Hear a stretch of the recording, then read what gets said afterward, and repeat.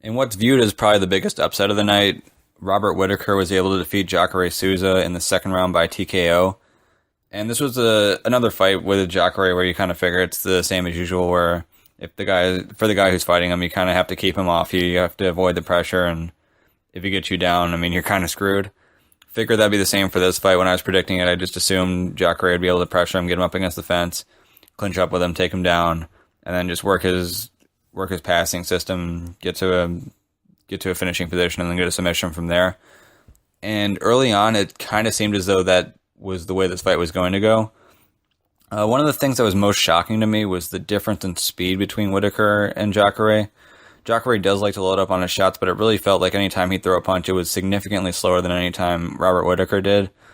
And as the fight wore on, that just became even more obvious and more glaringly apparent. But in the first round, Jacare was able to clinch up with him, was working his takedowns, was able to get him down, and actually even got his back at a point. And you'd feel like with most people, if Jacare's got your back, you're just kind of turtling up and hiding and just kind of keeping your elbows in tight. Whittaker didn't do that. He defended it like it was any other person who took his back. Was able to get Jacare off of him. Jacare was a little bit too high on his back, so he kind of slid off over the top. Whittaker got away, and from there, I mean, he was really good at keeping the distance. Anytime Jacare would wind up on a punch or something, he'd be out of the way. He wouldn't get hit, wouldn't get clinched up with, and he'd be landing his own shots. Had a few really good shots towards the end of the first round, and then come second round, just more of the same. Jacare was pretty similar to what he looked like in the first, but only more tired, which made him even less effective than he was in the first, and he wasn't particularly effective then either.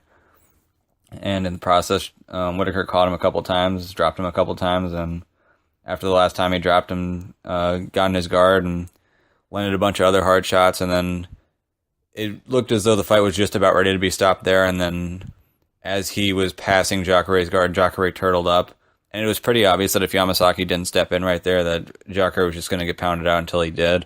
So I have no issue with the stoppage, and Jacare didn't appear to have any issue with it either, which is good. You wouldn't want to see him, whether or not that stoppage was right or not, you don't want to see him debating and having people feel like someone got cheated there. Nobody got cheated. Robert Whittaker earned that win.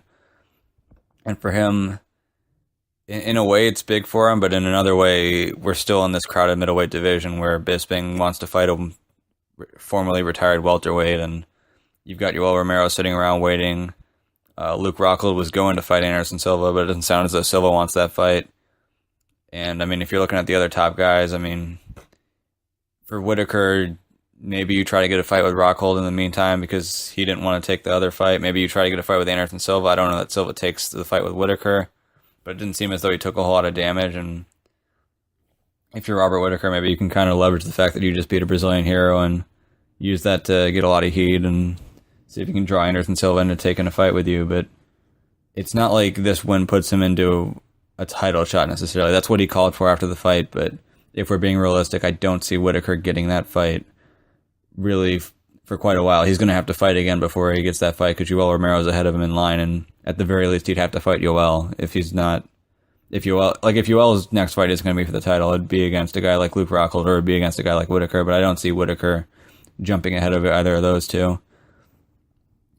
As far as things go for Jacare, just before the fight, he signed an 8-fight extension with the UFC, so he'll be around for quite a while. It's not like this fight's going to take him too far out. He's still an elite middleweight, so in his next fight, they're either going to put him against another elite middleweight and he'll have a chance to prove that he still belongs in the top, or they'll put him against someone who isn't quite at his level and he'll probably just run through him and remind people, yeah, I still belong at the top. It's a little concerning for him. I think it's really upsetting both for him and his fans to know that he had such a great run over the past few years, and for him never to have gotten a title shot in the UFC despite that. It's really unfortunate, and especially when you see the difference in speed between him and Robert Whittaker, you almost wonder if he's getting to the point where age is starting to catch up with him. He's never been the guy with the fastest hands, but when you see a fight like that where there's such a disparity, you have to wonder if he's gotten slower than he has in the past, and if that's the case, where does that leave him? How does he match up against some of the top fighters with that being the case? Obviously, he lost the first fight he had with Luke Rockhold. You'd have to think that if they run that one back again, the more time it takes between then and now, the more trouble he's going to have in being able to get over the hump and get that win, and be able to get that win back. For for the next fight that you put him in, do you put him in against a guy like Chris Weidman? That seems to be the fight that makes the most sense division-wise, but it doesn't make sense for Chris Weidman. And really, you'd hope that if Gegard Mousasi gets re-signed, then they do a rematch there, because again, that was a really, really poorly decided fight. It was a fight where Weidman had won the first round. It was a competitive second round. And in theory, if Weidman's able to close out that round strong, and even if he doesn't do great in the third, it's still 2 rounds to 1, and he possibly gets the win there. So for Weidman, it seems like the fight that makes the most sense for him is either going to be a rematch with Mousasi, or it's going to be a fight against someone who's towards the back end of the top 10, so Weidman gets a chance to get a win under his belt. If you're not going to give him that fight, if you're not giving Jacare that fight, I mean, it sucks, because if Jacare wins this fight against Robert Whittaker, there might be a case that you could really say, hey, look, we know that we promised you the title shot, but you barely won the first fight with Jacare. This middleweight division's clogged up. Let's run that fight back. And now at this point, you can't do that. You can't give Jacare another title eliminator after he just got a loss. It's unfortunate because unlike a guy like Will Romero, Jacare was willing to fight, and that put him in this position now where he's fighting against a dangerous kid like Robert Whittaker, who's no picnic. He's got the advantage on the feet. He's a guy who's going to give a lot of people problems on the feet.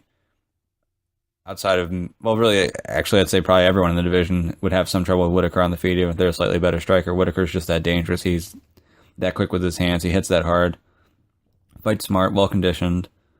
He's a tough guy to deal with. So for Jacare to take that fight, take it on relatively short notice, and to unfortunately have this setback, that sucks for him. But in a division where the top contenders weren't getting moved into title shots, there's still a chance that after he has a couple fights, he might find himself right back where he was now, and at that point the divisions move forward and he really didn't miss out on anything. But it sucks to see him take a loss like this, and you'd hope that on his way back, if he's able to work his way back towards the top and into title contention, that he finally does get that title shot that he's earned, and maybe even is able to pick up a win and get that belt that maybe he deserved for quite a while.